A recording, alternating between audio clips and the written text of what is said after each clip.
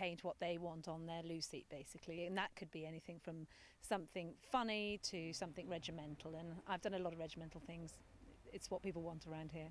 I think it's changed their lives quite substantially. They used to not look forward to going to the toilet. Now the queue on occasions is massive, goes all the way around the mess. I think it's changed their lives quite a lot. How do you think it makes them feel? Relieved, probably after, and I think they're very proud to sit on the toilet seat. It's not just the officers' mess where you'll find these works of art. The senior NCOs of the Royal Regiment of Wales also have a quality place for their number 1s and 2s. Whoa, hang on. You just caught me in my pants down, just a minute. Well, we as a mess feel we're at peace now with the regiment, even when we're participating in things that we need to do in the loo, obviously. There is a cistern to Karen's work and 2 vital requirements. The loo seats must be both wind and waterproof. Karen ensures this by using special paint and 2 coats of varnish, a process which takes about a week. Never bog standard, the unique character of the seats keeps the business flowing. And at 300 marks apiece, Karen flush. It gives me pleasure in seeing people happy with what I've done for them, really. And as I say, they're all individual, and I think they're quite artistic in their own right, so it gives me lots of pleasure, actually. What do you think about when you're on the job?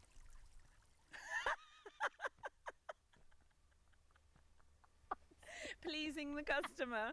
Well, I think it's very appropriate sitting on the regimental crest. I can't think anywhere better to park my posterior.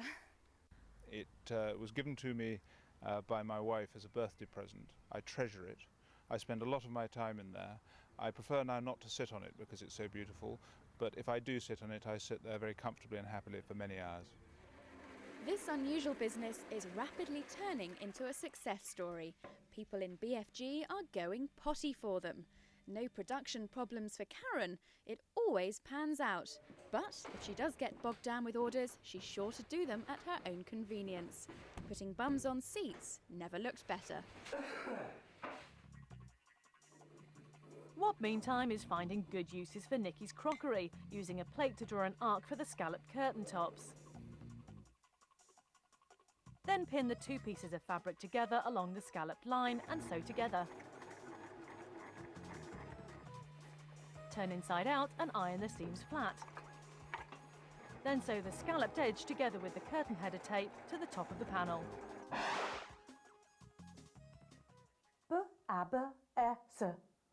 Babes! Hello, babes! Hello. All right. Forgive me for pointing it out, but we seem to have a distinct lack of curly-whirlies and hearts. I know, but not upstairs in the room. And I really felt that we'd done curly-whirlies and hearts. And I just wanted something sweet and charming. And I think Babes is very sweet. Very sweet, very charming, very late. Come on. Upstairs, it's Action Stations. If you're doing any DIY that involves drilling into walls and ceilings, make sure you check for electrical wires before you start. Your estate manager may be able to arrange a qualified electrician to check for you.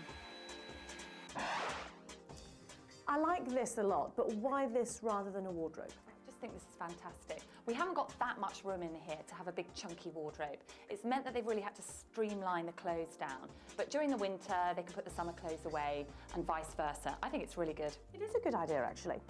Do you think they do these in my size? Nikki's getting the window sparkling clean before putting on the heart and swirl stickers. What next? It's that magic time. It's time to get the curtains up and everything back in. Better get the team then.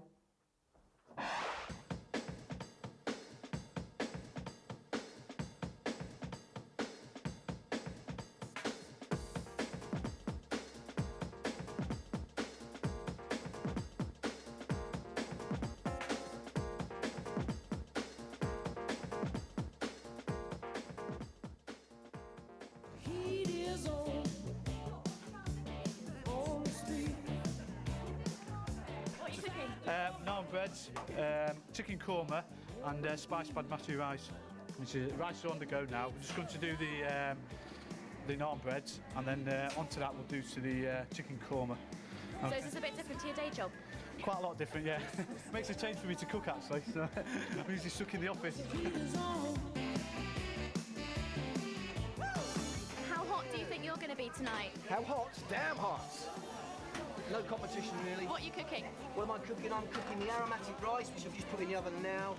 I'm doing a Rogan Josh. I'm just sweating off my meats. Bombay potatoes. Yeah, they're not doing anything at the moment, but not a problem, they will. How challenging is this evening for you in comparison to what you normally do? Well, we're only cooking for 4 or 5 people here. We're normally cooking for 400 to 500. Not a problem. Albeit we've only got 30 minutes. And how do you fancy your chances against Mick? Mick, it's unusual for Mick to actually cook. He's normally in his office, so it's not a competition at all. Linda, do you like cooking? Yes, but I don't get much time. I'm a baby, so it's got to fit in with him. Something easy. It looks to me like you're having a bit of a relax. How's it going? All sorted. Yep. Dot's got it under control now, like a good woman should have. That's what I like to see. But Steve, who's doing the clearing up? Dot. All right, then I'll do it then. Anyway. All right. So, no competition. I think we'll beat them. See, I'm doing all the drinking and he's doing all the cooking, so no problem. What I like you to do, stop gassing around here.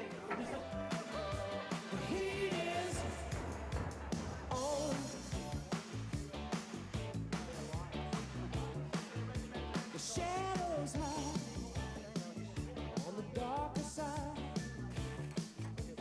behind the doors, it's a wild ride. You can make or break. 3, 2, 1. finished with time to spare for a slurp and not a ready-made sauce jar in sight.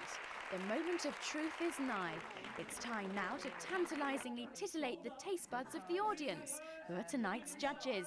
The appeal of watching 2 men slave over a hot stove is enormous. Raz 2002, a unique mix of spectacle, sport, thrills and spills.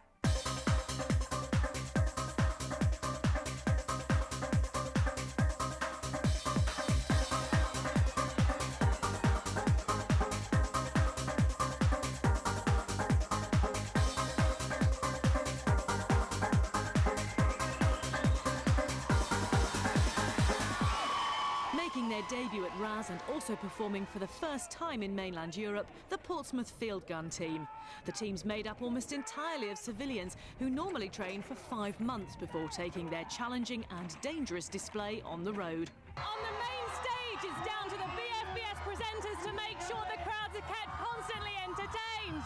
Live radio and TV shows combined with fun and games and more than 30 top pop acts make sure there's never a dull moment. Among those acts, boy band 911. To be honest, when we came here, we didn't know what to expect because we've never done a military show kind of before. We thought it was going to be full of like squaddies kind of throwing beer at us and stuff, but it was really good. Obviously, it's a family day out, good festival. So yeah, really enjoyed it. Multi-millionaire entrepreneur Sir Richard Branson flew into Basra International Airport with 50 tons of medical aid for the local people who so desperately need it.